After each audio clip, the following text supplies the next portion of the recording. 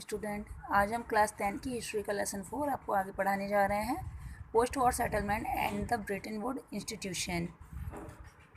Main aim of post war international economy was to preserve stability and full employment in the industrial world. इसमें बताया गया है कि युद्ध के बाद का अंतर्राष्ट्रीय आर्थिक प्रणाली स्थिरता और पूर्ण रोजगार की जो प्रगति को बनाए रखने के लिए थी। मतलब आर्थिक अंतर्राष्ट्रीय प्रणाली का काम क्या था? स्थिरता बनाए रखना और पूर्ण रोजगार को बनाए रखना। It framework was agreed upon the united nation monetary and the financial conference held in July 1944 at Bretton wood in new hemisphere USA. जुलाई 1944 में न्यू हैम्फ्रेम में ब्रिटेन वुड्स यूएस ने अंतर्राष्ट्रीय मुद्रा कोष IMF की स्थापना की, जो सदस्य देशों के अंतर्राष्ट्रीय बैंक के पुनर्निर्माण और विकास के लिए international bank of fundament and institute की स्थापना के लिए किया गया था। मतलब एक बैंक की स्थापना की गई थी जिसमें सभी देश पार्टिसिपेट लेते थे, उसे अंतर्राष्ट्रीय बैंक का नाम दिया गया था। It stabilised the International Monetary Fund IMF to deal the external surplus and deficit of its member nation. The International Bank for Reconstruction and Development was set up to finance post-war reconstruction. इसमें बताया गया कि युद्ध के बाद के पुनर्निर्माण IMF और विश्व बैंक को ब्रिटेन वुड का या कभी कभी ब्रिटेन वुड्स जुड़वा के रूप में संदर्भित किया गया था। युद्ध के बाद अंतर्राष्ट्रीय आर्थिक प्रणाली ब्रिटेन वुड्स सिस्टम के रूप में वृत्ति निर्णय बना रही थी।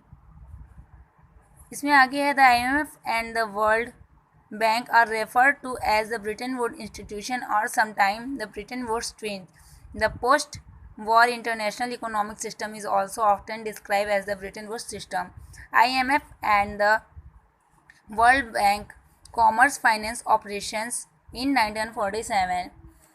आगे इसमें है कि 1947 में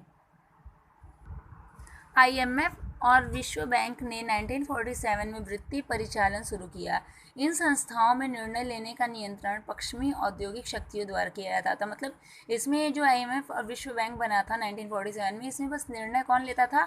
जो पश्चिमी एरिया में औद्योगिक पावर्स थे, इंटरनेशनल पावर, वही ले सकते थे। आगे इसमें है IMF and the decision making, यहाँ तक हो गया।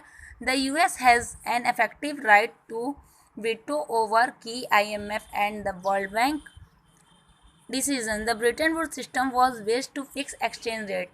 In this system, national currencies were pledged to the dollar at a fixed exchange rate. The dollar itself was anchored to gold at a fixed price of $35 per ounce of gold. इस प्रणाली में जो था Bretton Woods की निश्चित विनिमय दरों पर आधारित थी। इस प्रणाली में राष्ट्रीय मुद्रा को एक निश्चित विनिमय दर पर डॉलर से आंका गया। डॉलर स्वयं के प्रति औसत $35 के निश्चित मूल्य पर सोने के लिए लगाया गया था। मतलब हर चीज़ की जो प्राइस आज आप लोग देखते हो, जो डिफरेंस होता है कंट्रीज़ में, एक फिक्स प्राइस की गई, एक फिक्स विनिमय दर किया गया और एक डॉलर का फिक्स रेट कर दिया गया कि किस कंट्रीज़ की कितनी डेवलपमेंट हो रहे हैं, कैसे क्या हो रहा है उसमें। तो ये सारी चीज़ें डॉलर से ही आंका जाता है। अब आपका है the early post war year. The Britain Wood system brought immense trade and income of the western industrial nations and Japan. Bretton Woods प्रणाली में वेस्टर्न जो औद्योगिक देश थे और जापान के लिए भारी व्यापार और आय की जरूरत थी। The annual growth was recorded at an average of 8% between 1950 century and 1970 and income at nearly 5%. इसमें बताया गया कि 1950 से लेकर 1970 के बीच में वार्षिक वृद्धि औसत 8% की आय लगभग 5% की दर से दर्ज की गई। The growth was also mostly stable without large fluctuations. Unemployment rate average less than 5% in most industrial countries. यह अवधि दुनिया भर में प्रौद्योगिक और उद्यम के प्रसार को भी देखी गई। विकासशील देशों में जो ये इसमें बताया गया है कि जो विकासशील देश से बेरोजगारी दर औसत 5% से भी कम, औद्योगिक देशों में कम थी। बड़े उतार चढ़ाव के बिना विकास को ज़्यादातर स्थिर था। Second, the period also witnessed worldwide spread of technology enterprises.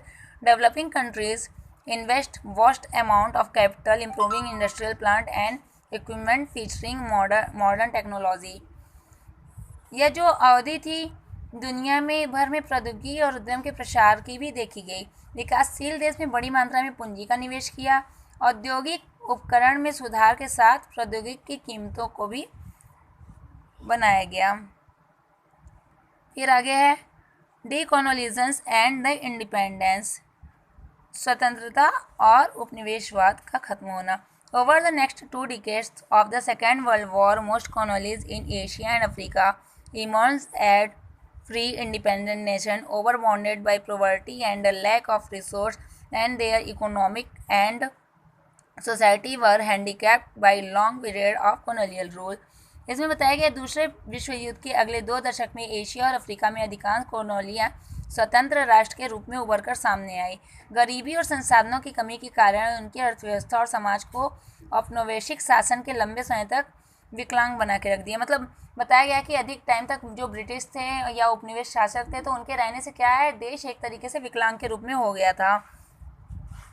From the late 1915, the Bretton Woods Institute began to shift their attention more toward developing countries. As newly interdependent countries came under the guidance of international agencies dominated by the former colonial powers, the former colonial power controlled vital resources such as minerals and land in many of their former countries. Large corporations of other powerful countries often managed to secure rights to exploit developing countries' natural resources were cheaply. इसमें बताया गया है आगे कि उनकी अर्थव्यवस्था और समाज को औपनिवेशिक शासन के लंबे समय तक विकलांग बनाया था। 1950 के हाफ में ब्रिटेन वुड्स संस्था ने अपना ध्यान विकासशील देशों की ओर स्थानांतरित करना शुरू कर दिया, क्योंकि नए स्वतंत्र देश पूर्ण औपनिवेशिक शक्तियों के प्रभुत्व वाले अंतर्राष्ट्रीय मार्गदर्शन में आए थे। पूर्व औपनिवेशिक जो शक्तियाँ थी अपने पूर्व उपनिवेश की में खनिज और भूमि जैसे महत्वपूर्ण संसाधनों पर नियंत्रण रखती थी। अन्य शक्तिशाली देशों में बड़े निगम अक्सर विकासशील देशों के प्रति संसाधन पर बहुत सस्ते में फ़ायदा उठाने के लिए सुरक्षित स्थानों का प्रबंध करते थे। मतलब सस्ते में जो चीज़ मिल जाए उसके लिए वो सुरक्षित स्थान का प्रबंध करते थे।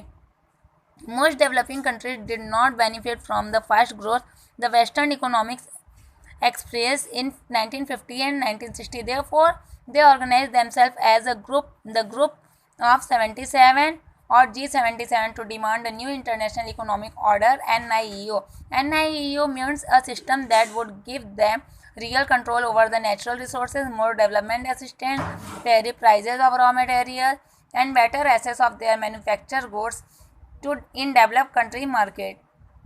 1950 से और 1960 के टाइम में ये अनुभव किया गया कि पश्चिमी अर्थव्यवस्था में तीव्र विकास में अधिकांश विकासशील देशों को लाभ नहीं हुआ, इसलिए उन्होंने नए अंतर्राष्ट्रीय आर्थिक आदेश की मांग करने के लिए खुद को समूह G77 के समूह के रूप में संगठित किया।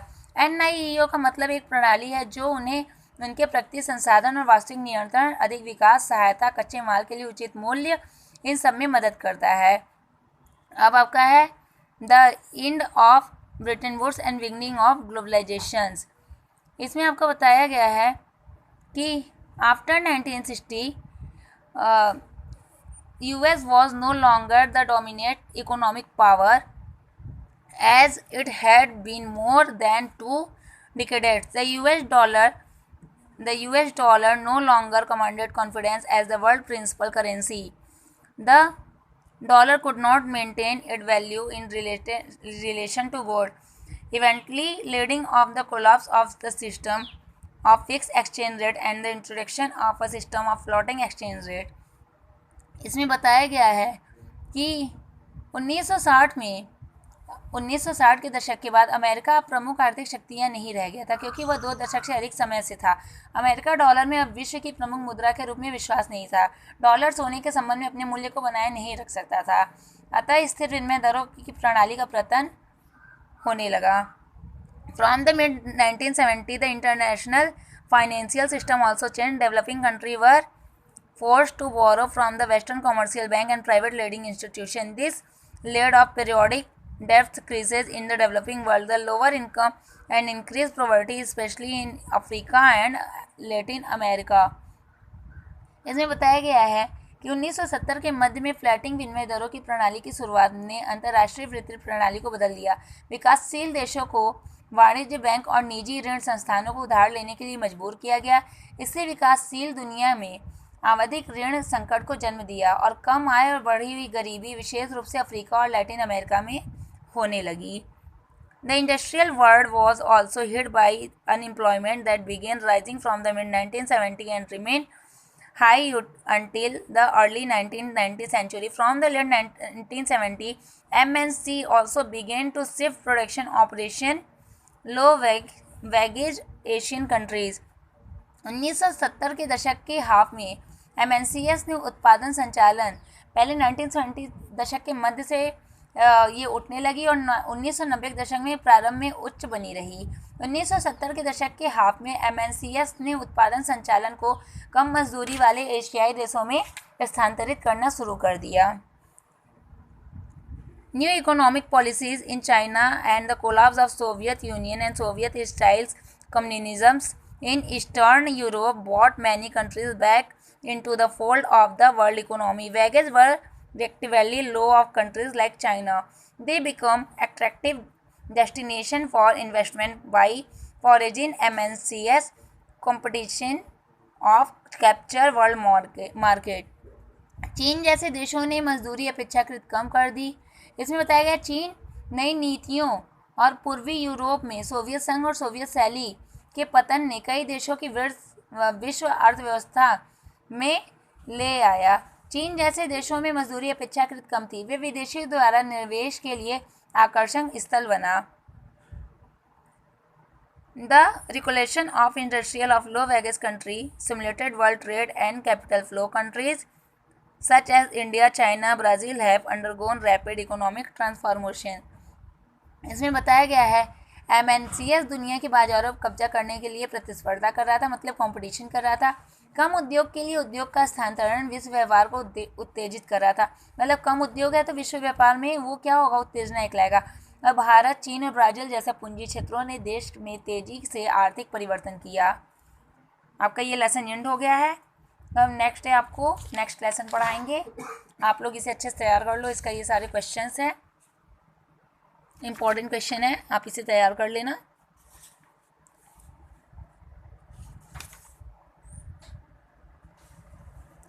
आज के लिए थैंक यू।